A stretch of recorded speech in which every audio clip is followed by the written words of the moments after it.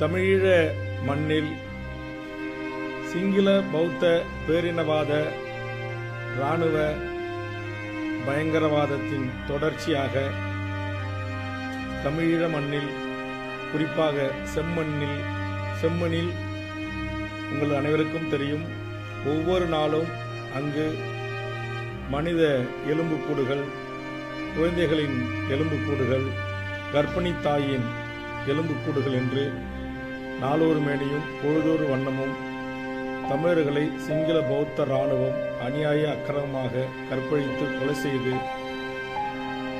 கூட்டு பாலியல் வல்லுறவுக்கு உள்ளாக்கப்பட்டு அந்த மண்ணில் புதைத்து வைக்கப்பட்டிருந்த உடல்கள் எல்லாம் தற்போது தோண்டி எடுக்கப்பட்டு தற்போது உடற்கூறு ஆய்வுகள் செய்யப்பட்டு வருகின்றன. இந்த பேரவலத்தை தொடர்ந்து 1956 இன்று வரை சிங்கள பௌத்த இராணுவ அரசு செய்து வருகிறது.